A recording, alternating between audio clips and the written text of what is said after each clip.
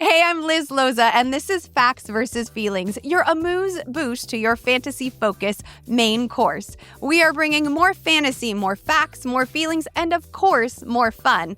And now that I have your attention, today's feeling is deliciousness. And we have producer Presley back for another episode. David, did you enjoy your Thanksgiving? I did. I had a great Thanksgiving. Thanks for having me back 2 weeks in a row. Aren't you lucky? How was your Thanksgiving, Liz? Honestly, it was wonderful. And I have to say, what a great experience when there is too much food and not enough time. So no complaints. That's good. Too much booze, too much food, not enough time. It is my favorite time of the year in fantasy football, though, week 14. You got people Playoff that are, time. people are already in the playoffs. You've got this week will be super nerve-wracking for people that are trying to make the playoffs. And then you've got the people that are out entirely, but can ruin people's chances of making the playoffs. And that's one of my favorite things to do. Oh, I know you like to play spoiler, Dave, but I have to ask you, how do you personally, because I have my own answers and I think everyone does, how do you handle the pressure of this week when you're like, okay, I gotta make it happen? I try not to tinker with my lineup last minute. I'm a big fan of I'll do my research. I'll get in there. Obviously, I'm watching FF now on Sundays. I'm watching the advice that you're giving just to make sure, is that tight end that maybe I can throw in there that you're always calling to get a touchdown? Brenton Strange from last week. But yeah, I'm just not tinkering last minute. I probably got a couple cold ones there just to take the edge off. And I'm hoping for the best, maybe a little pep talk to the team ahead of time. Pep talk with myself in the mirror, really get ready. But it's a nerve-wracking one. You have to hype everyone up. You have to manage this squad. Yes, and I like that. In fact, I like it so much that I would encourage everyone else to like it as well by actually pressing the like button and subscribing. You do press a like button, right? And subscribe to the You can YouTube smash channel. it, you can press it, you can subscribe to the channel, and you can call our voicemail number. What's the number, Liz? 914-348-1893. Had it highlighted on my rundown. Oh, you did? I can't see. I can't look at the screen, so I don't know if you look down there. Should we hit the disclaimer? Do it. Fantasy football is a game of inches, luck, and irrational confidence. Proceed with caution, trust your gut, and remember, side effects of listening to this podcast may include spontaneous victory dances, mild trash talking, and a belief that your sleeper pick is better than everyone else's. Take the facts of fantasy football seriously, but consult your feelings before making any lineup changes. We're starting out a little differently this week, Liz. I am calling an audible because, as you know, I love a good crash out, and this crash out got me, because I can relate to it. I roster this player everywhere. Hit it. Let's listen first. Lamar Jackson is now droppable. I don't care what anybody says. Dude's a bum. Dude is a bum. Okay, One Dave, touchdown over the last month. Bum, Liz. I'm sick of it. I'm tired of it. Talk me out of just kicking him out of my team entirely. I am not going to talk you out of it. I do take a little bit of an objection with calling a professional athlete a bum. I mean, I don't mind calling people out. I don't really like the words we're using because Lamar Jackson is incredibly athletic, though I will admit that athleticism, particularly as it relates to his rushing ability, has dried up. I'm wondering if he is healthy. There was no excuse, frankly, to manage single-digit fantasy point total in a gettable matchup against the Bengals, at home no less. So, yes, I am not confident at this point, that there is going to be a bounce back. Of course, the minute people bench him is when he will rebound because Murphy's Law, that's the way that it happens.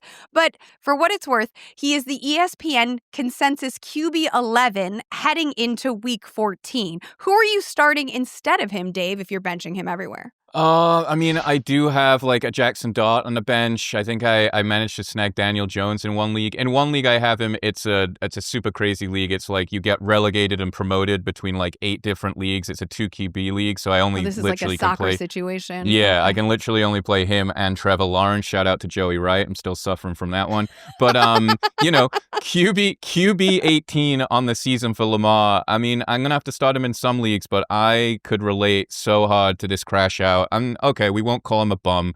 He's much more athletic than me. But come on, man. But does he play disc golf? I don't know. Probably not. No, what you say, you could play it in 2 tries. Anybody who plays disc golf out here, Liz thinks that she could be an expert in two tries of disc golf, right? Or in the DMs. But I'm gonna be looking to pivot if I can, because I'm kind of sick and tired of of being let down. That's just kind of the way it goes. Before Dave is further triggered by my disc golf trash talk and Lamar's lack of production, can we get to another person's crash out and change the we can get to another crash. Yeah, before I crash out even harder on you. Yes. Crash out number 2 comes from a social DM. It's from at Mayo_44. Love a little bit of Mayo. A regular listener, apparently. St. Brown killed me in 2 leagues.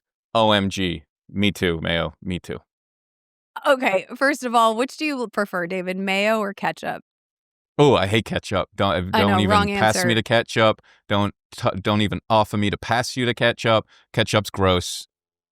Ew. Okay, so Amon-Ra posting what he did is gross. However, can we please acknowledge that he was hurt? And can we also acknowledge that variance is part of what makes this little hobby of ours all thrilling? We're not robots. It's the unknown that every week keeps us at the edge of our seat, glued to our second screens, watching Red Zone, all of the things, tuning into this podcast, right? So Amon-Ra St. Brown has also been wildly consistent and productive. So I get the crash out. They're like, oh my gosh, he got hurt. That sucks so bad. But it's also part of what makes everything so exciting. And mayo is disgusting. Ketchup is awesome. Ranch is better than all of them. Next. Hot sauce beats them all out, though, right? Oh, yeah. Also, hot sauce in the ranch. Oh, okay, I could get down with that. Chicken tendy, that is the best chicken tendy. A little bit of like the what is it called? The Red Hots. Well, you know I like actual hot Frank's sauce, but Red then Hot? everyone's Frank's Red Hot, but like that's mild. But I'll take a bunch of the Frank's Red Hot, put it in either ranch or blue cheese, and then smash those tendies. That's like, you give me that instead of a turkey on Thanksgiving, and I am happy. Hey, I'm all for it as long as you're not spilling that ranch all over the table. Yeah, injuries happen, but he cost me a playoff spot getting hurt, and I know we can't control it, but it hurt me. Last crash out, and this one is my favorite, and I think you're gonna love this one. This comes from Milena Saliani. First fantasy season, Liz. I hate it. I'm stressed. I don't want it to end.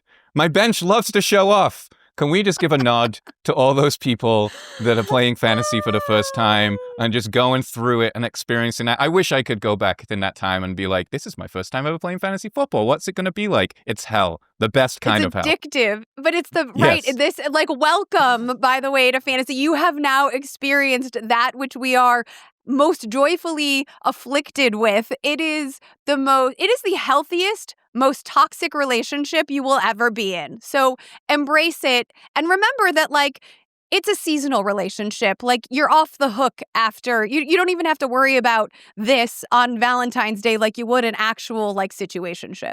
No, that's a good point. I mean, it's going to be over in a few weeks. Don't worry. And then you're going to be craving. Yeah, big time. You're going to be craving it. And that's when you'll get hooked on best ball. And you'll get hooked on best ball. And then it starts even earlier. DFS over the playoffs. I mean, welcome. That is the like, you're going to go no contact. And then Mercury will go retrograde. And then you're going to hear from this stupid ex. And you're like, no. I don't need that toxicity in my life. And then sure enough, he's going to crawl back. Bam. And you're going to say, okay. And then what did I just say? Of that? Then you're going to draft Lamar Jackson as one of your leading right. QBs, and then he's going to stink. And then you're going to be right back here again. You're also going to work the waiver wire and find someone better. Oh, positivity. I love it. Yeah. Speaking of positivity, okay, let's talk about some guys that are actually going to do something good this week. Let's do it. Delicious or impressive? Delicious is impressive. Word. The first player on this list, Liz, Joe Burrow. He was back and making the holidays extra tasty on his return for the Bengals. I love that you say Joe Burrow. Like, all of a sudden you're not from Manchester, but you're like from the Bronx. You're like, Joe Burrow, back to make it tasty. He did, bro. He absolutely did. Joe Cool served up an upset on the field and fantasy sweetness to managers in the virtual realm, and it was delicious to watch. Props to anybody who actually started Burrow, who was without T. Higgins in a division rival matchup. Interestingly, the Bengals are 3-0 when Burrow is starting and 1-8 when he has been sidelined, and that one win came in a last-second field goal. Now, I I like that he's got T. Higgins back, so he's got all of his weapons at his avail in Week 14. I will admit, however, that the matchup a little bit tricky. The Bills have held 11 straight quarterbacks under 17 fantasy points. But as we saw on Thanksgiving, if anyone can buck a trend, it is Joe Burrow. He is the ESPN consensus-ranked QB6 for the week. He also has a great upcoming schedule, even if we are tempering our expectations in Week 14, because he gets Baltimore, then Miami, then Arizona. So managers should feel rather full of excitement, if you will, for this second helping of Burrow that we're getting down the stretch. Definitely. I mean, I think fantasy managers that roster Burrow were a little nervous that they wouldn't be full of excitement because, because he didn't have to return. They're 4-8. Yeah. So just the fact that he even decided to come on the field and, serve the fans and play with the guys, it's going to be awesome to hear if you're playing next to him. I think that's great. And if you do roster him, consider yourself lucky with the That is games down the stretch. feel-good fact, and we like that here. Well, another player that's going to be feeling good after he came back from injury and had a pretty stellar performance in Week 13, that is one Mr. Terry McLaurin of the Washington Commanders. I think you're pretty fired up about this one. One of my favorite players in the league, great guy, incredible talent, performs even before Jaden Daniels was under center. He is so talented, and we saw that in this primetime effort. The sod didn't matter. The questionable calls didn't matter. The Pat Surtain of it all didn't matter. McLaurin showed up to cook the haters. He posted his highest fantasy total of the season, 22 fantasy points, and he found the end zone after a 4-week absence. Even better, he did it against the Broncos defense. This unit was allowing the third fewest fantasy points to opposing wide receivers and had only given up 4 wide receiver touchdowns on the season. Enter Scary Terry. We are glad to have you back. I mean, I love it. Are you a little nervous this week, though? Minnesota, tricky defense. Does that downgrade him at all for you? The matchup is definitely tricky. Other people might be worried about the quarterback, but I do want to say that every single one of McLaurin's double-digit fantasy totals came with Marcus Mariota under center, so we have seen him produce without Jaden Daniels for all of the years before Jaden arrived in Washington, so I'm not worried about that piece of it, but you do bring up a good point about the Vikings defense. I would temper some expectations. He's my wide receiver 25 on the week, but regardless, talent is always the tiebreaker, and McLaurin has tons of it. You heard it first. Scary Terry is back, baby. Liz, you mentioned something about all the years in that last statement, and this player had been around in the NFL for many years. Then he left, became a rapper. Then he came back and ended up dominating for a couple games, then hit the IR, and I was excited until I had to drop him. But now it sounds like you're excited about one Mr. Darren Waller. You just took us on a journey, and I appreciate it because it's very reflective of Darren Waller's NFL and off-field experience. He returned from injury and didn't exactly roast the competition, but he did prove for all intents and purposes that he is Miami's number 2 wide receiver in terms of production. He led the team in receiving yards. He's also lining up all over the field, left wide, right wide, slot, tight end, so he's being used in a multitude of ways. We love that.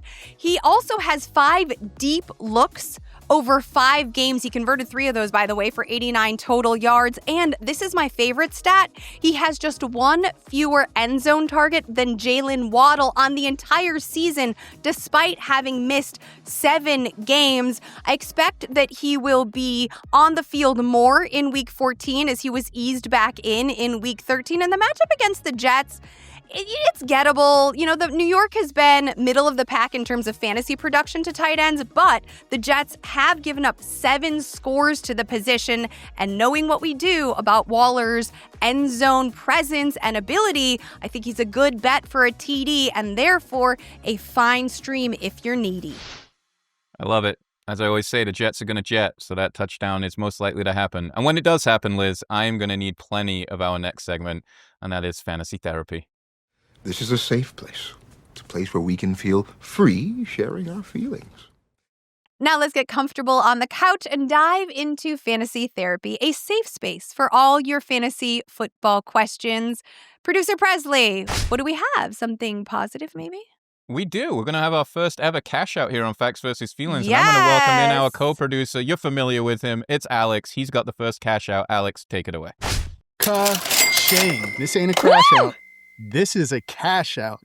because in my home league, even though I left Jacoby Myers and his 18 points, Bam Knight and his 15 points on my bench, and made the brilliant decision to start Kenneth Gainwell at flex, I still sweated out a 2.5-point win and locked up the 1 seed. Sunday night football was crazy. I had Troy Franklin. My opponent had Cortland Sutton.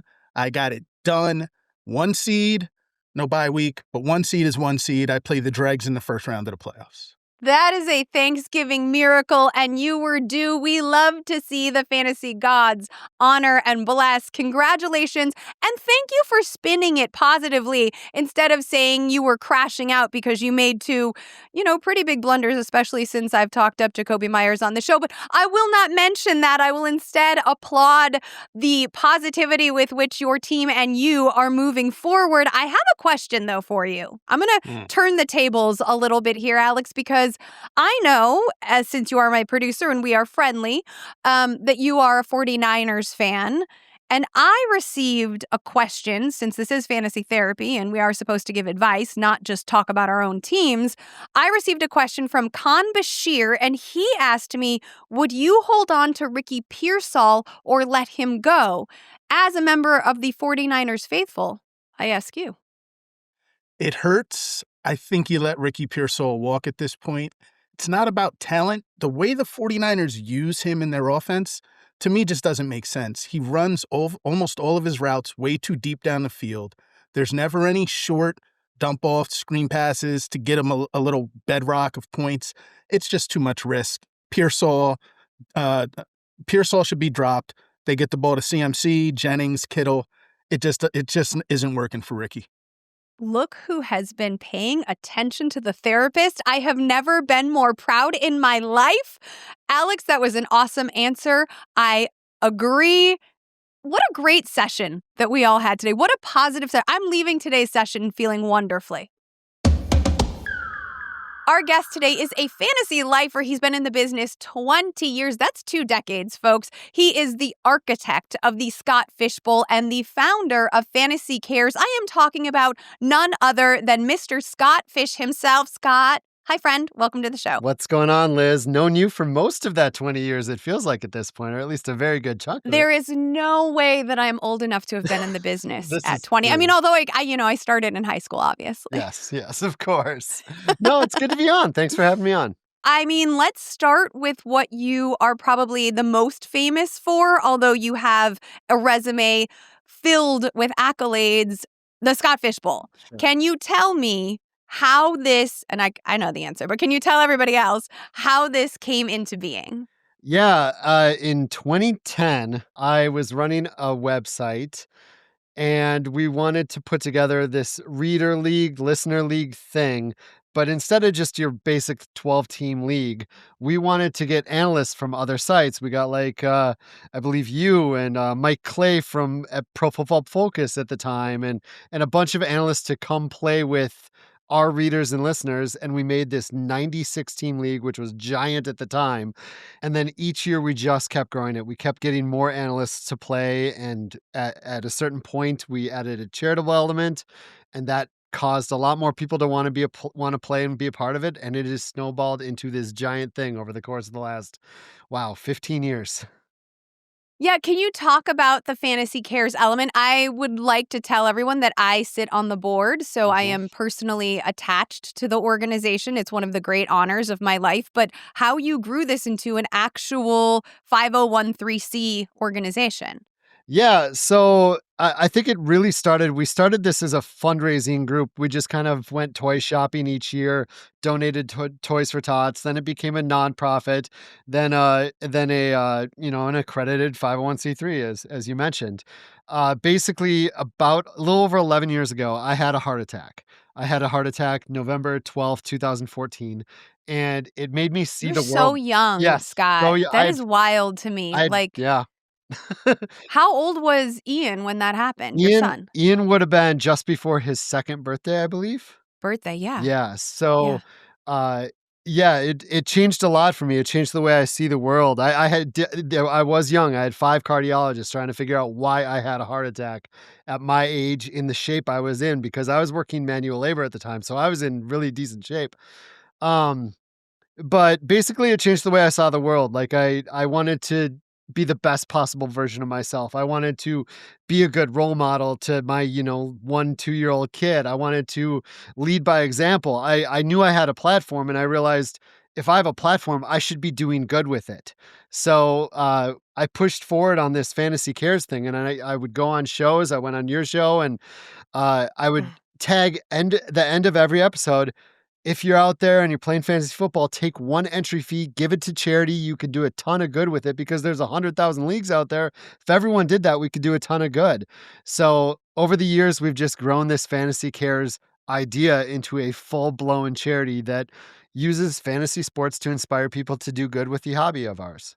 What is the charitable endeavor that Fantasy Cares has successfully executed that you are the most personally proud of? Boy, there's actually quite a few of them, but the thing I love the most is our toy shopping trips because it's something that we can show pictures of and videos of, and we can take friends and family coming with.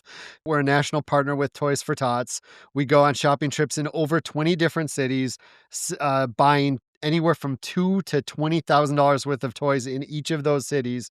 And I love that our toy shopping with Toys for Tots shows people what it's doing, and it hopefully teaches people and gives people like inspiration to do that on their own.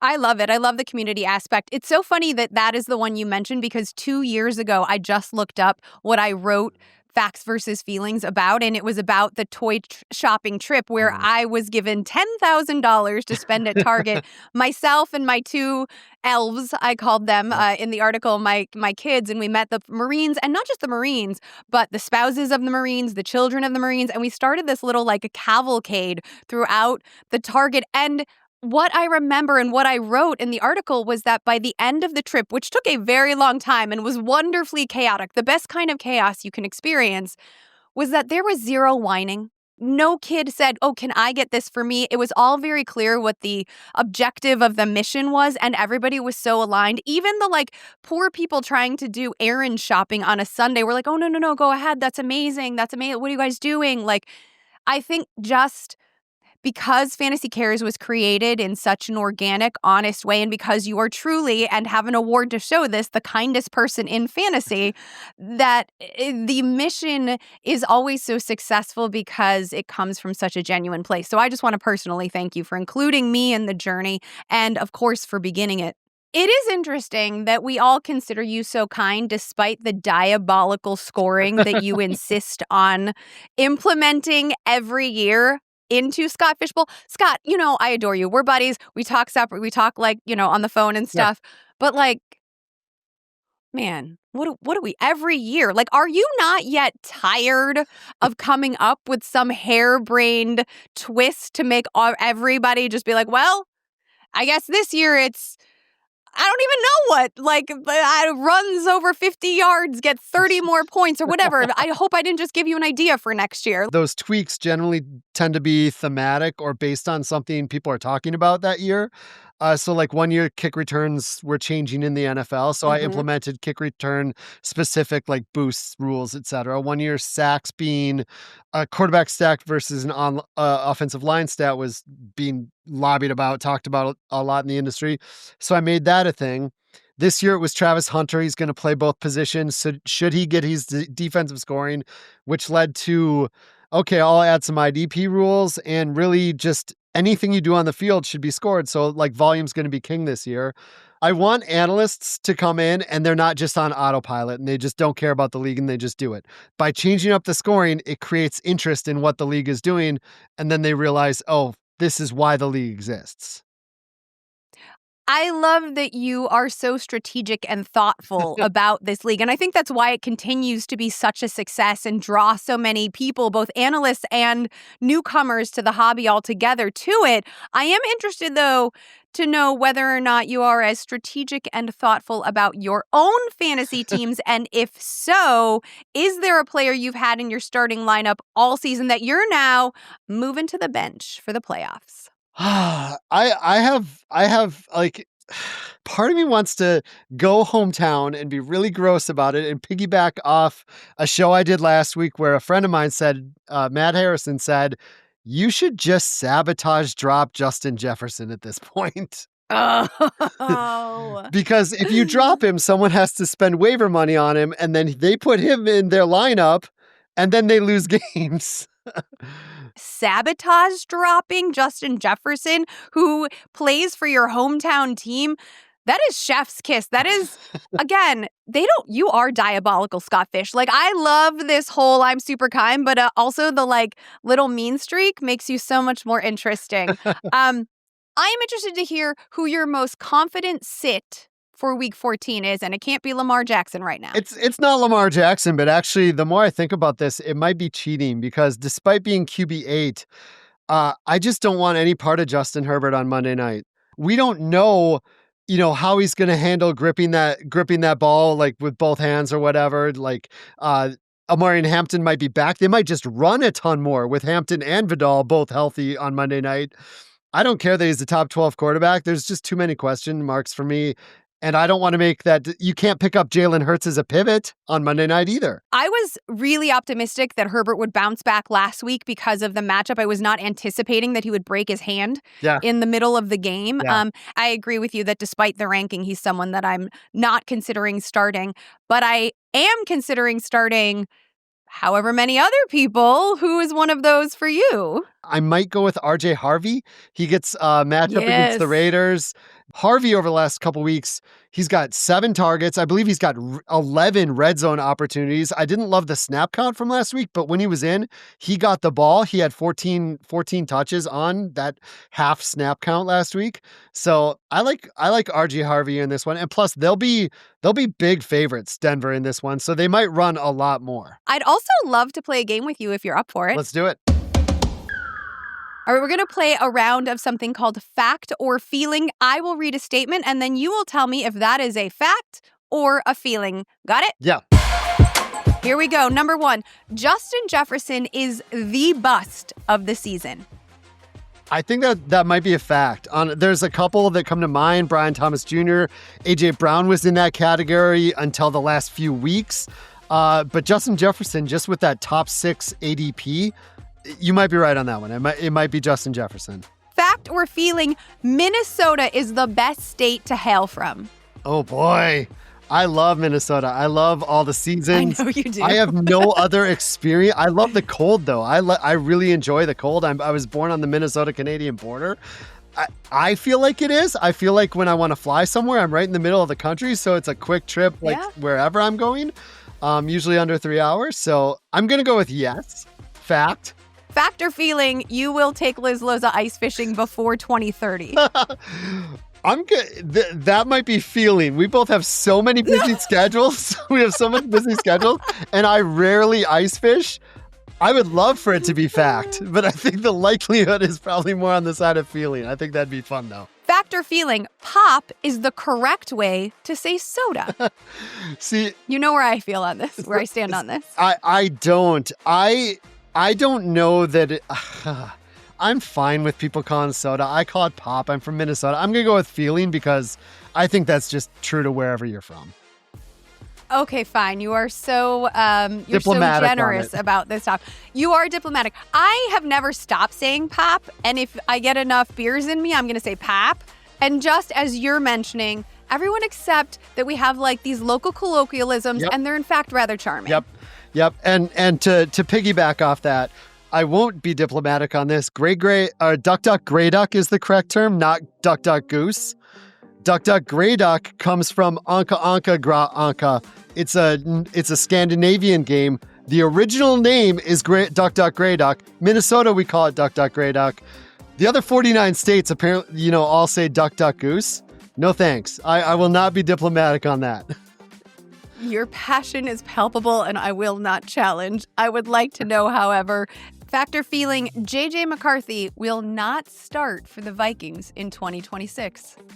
I think that's feeling. I think that they're still going to trot him out there and give him a shot. I think they're going to bring in more competition for him, but I think they're still going to dig in because I don't think Kwesi or KOC are going to be fired after this season. I think they're going to look at all the injuries we had all year long, 18 different offensive line arrangements, and they're going to have other parts to blame, and they're going to keep trying next year, but they will bring in competition. Thank you so much, Scott, for coming on the show and for everything you do for the fantasy community. Can you please tell all of our listeners and viewers where to follow you, find your stuff, and also, more importantly, how they can contribute to Fantasy Cares? Yeah.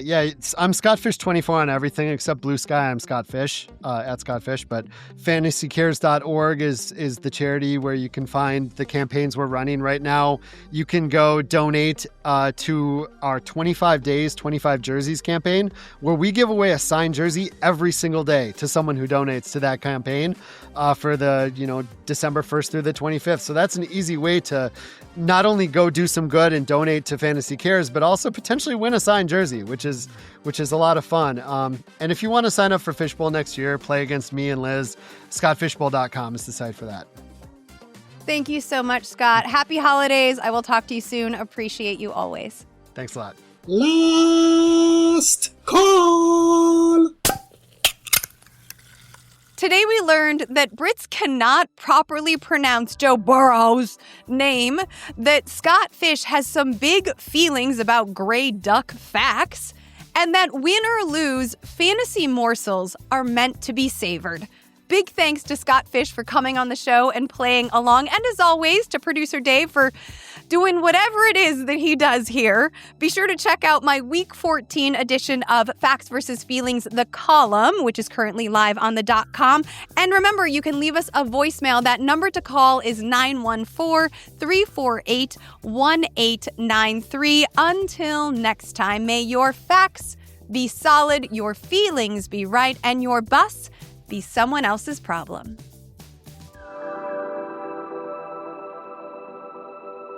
What's up, y'all? It's Jackson from Chicago with another Sunday night post-work crash out. I got off my shift at the restaurant and I checked my fantasy matchup, and I'm staring at DeAndre Swift and Jameson Williams on my bench. And I don't know why I thought it was a good idea to start Troy Franklin, but he's in my flex, and I got Jalen frickin' Waddle in my second wide receiver spot. I'm going to lose my damn mind. For the last 2 weeks, I'm on a 2-game losing streak. I can't seem to make the right calls. I'm going to get into the playoffs probably just by the skin of my teeth. I don't know. I'm pissed, but this is fantasy football. I don't know why we do this to ourselves. I think most of the time it's fun. I love that. I love him. Oh my God.